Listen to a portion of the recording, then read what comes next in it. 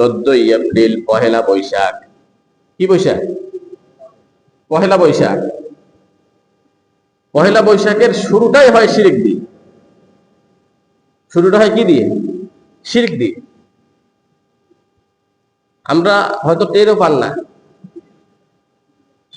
ঢাকা বিশ্ববিদ্যালয়ের চালু করা ইনস্টিটিউট এবং ওই ছায়ানট, এরা ওদের ঢোল আর তবলা সবকিছু নিয়ে অপেক্ষা করে কখন সূর্য একটু উকি বাড়বে। সূর্য কি করবে?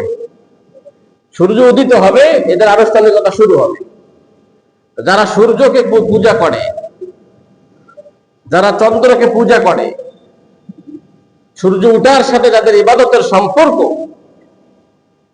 তাদের সাথে মুসলমানদের আমাদের সম্পর্ক রাখা আসলে ঠিক না বেঠিক বলে? অথচ সেই সময়ে মুসলমানদের জন্য নামাজ রোজা, নামাজ পড়া ওই সময় হালাল না হারাম? যে সময় সূর্য উঠে সে সময় নামাজ পড়া হালাল না হারাম? যে সময় সূর্য ডুবে সে সময় নামাজ পড়া হালাল না হারাম? ওরা অপেক্ষায় থাকে সূর্য উঠবে, আনুষ্ঠানিকতা শুরু হবে ঢোল তবলা বাজানোর মাধ্যমে।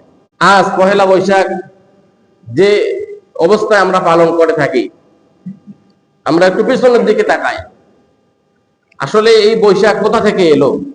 তখন কেমন ছিল? আজকে আমরা কেমন পাচ্ছি? এই বঙ্গাব্দের সূচনা হয় কোন হিন্দু নেতাদের মাধ্যমে নয়, বরং মুঘল সম্রাট বাদশাহ আকবর, নাম শুনেছেন আপনারা? নাম শুনেছেন?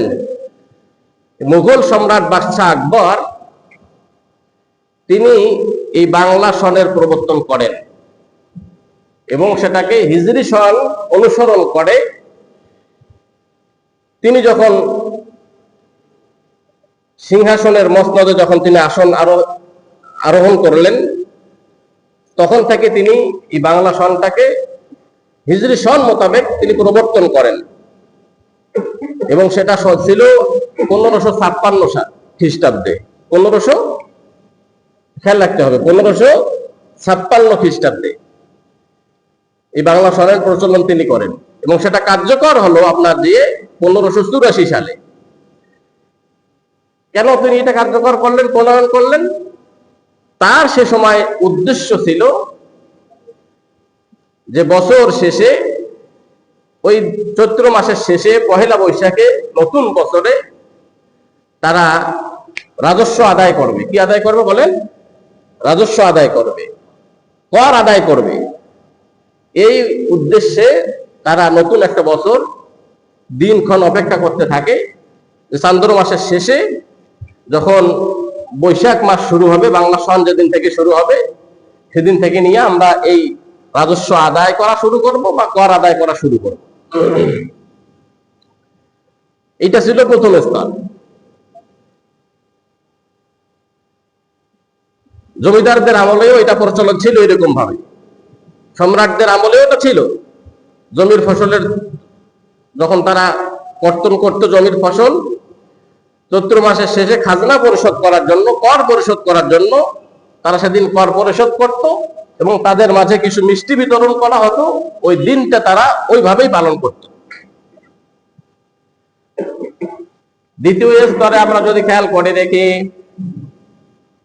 জমিদারি প্রথার পরে পহেলা বৈশাখ বলতে ছিল শুধু এতটুকু যে বাংলা নববর্ষের দিনে বড় রেজিস্টার খাতা, হালখাতা, একটা বড় বই নিয়ে তার আগে সবাই সমস্ত গ্রাহকদেরকে, বাকি যারা নিয়েছে ওদের কাছে কার্ড দেওয়া হতো, আর ওই দিনটাকে কেন্দ্র করে হালখাতা উদযাপন হতো এবং হালখাতাকে কেন্দ্র করে কিছু তাবারক, মিষ্টি দ্রব্য, কিছু খাওয়া দাওয়া তারা আনন্দ করত।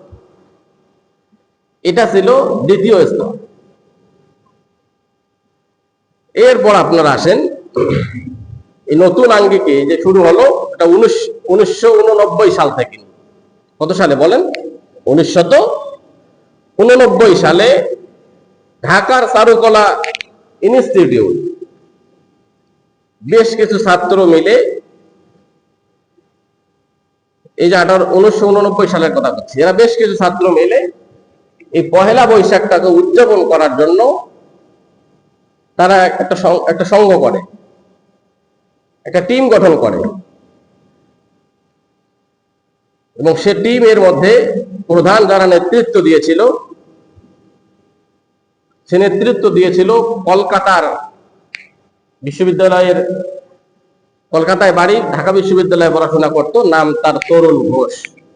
নাম কি? তরুণ ঘোষ। এই সহ এরা বেশ কয়েকজন সহপাঠী নেতৃত্ব দিয়েছিল।